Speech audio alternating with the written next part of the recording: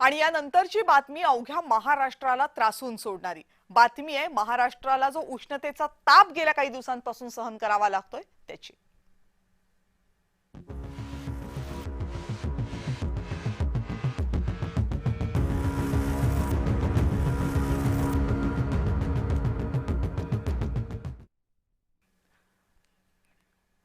महाराष्ट्राच्या अनेक जिल्ह्यांमध्ये प्रचंड उष्णता आहे। अकोल्यामध्ये आज 46.9 अंश सेल्सिअस इतक्या तापमानाची नोंद झाली आहे। नागपूर, चंद्रपूर, यवतमाळ या जिल्ह्यांमध्ये तापमान 45 ते 46 अंश सेल्सिअसच्या घरात होतं।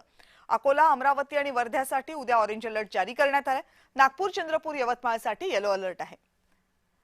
आज दुपारी 2च्या सुमारास वर्ध्यामधली काय परिस्थिती होती बघूया।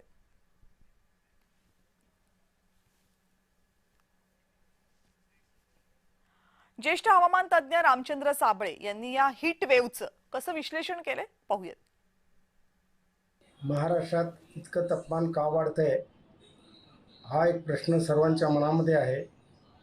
परंतु सध्याची जर परिस्थिती पाहिली तर सर्व जगभर साधारणपणे 1.5 अंश सेल्सिअसची तापमान वाढ झालेली आहे आणि महाराष्ट्रामध्ये थोडी अधिक वाढ होण्याची कारणं जी आहेत ती प्रामुख्याने महाराष्ट्रात जंगल फक्त 17% एवढंच आहे आणि जंगलाची जी एकूण क्षेत्र आहे ते फार कमी झालेलं आहे। त्याबरोबरच आपण दुसरा मुद्दा घेऊ तो म्हणजे सिमेंट कॉन्क्रीटचे बांधकाम फार मोठ्या प्रमाणात होत आहेत, ते तापमान शोषून घेत आहेत आणि तापमान वाढ होते।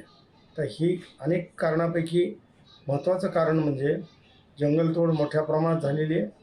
आशिया खंडात तर जंगलतोड 55 दशलक्ष हेक्टर इतकी झालेली आहे, तर दक्षिण आफ्रिकेत साधारणपणे 65 दशलक्ष हेक्टर आणि लॅटिन अमेरिकेत 85 दशलक्ष हेक्टर जंगलतोड झालेली आहे। एकूणच संपूर्ण जगभर ज्याला ग्लोबल वॉर्मिंग क्लायमेट चेंज म्हणतो तसंच तापमान वाढ आणि त्या अनुषंगाने होणारे हवामान बदल यानुसार ही तापमान आता वाढलेलं आपल्याला दिसून येतं।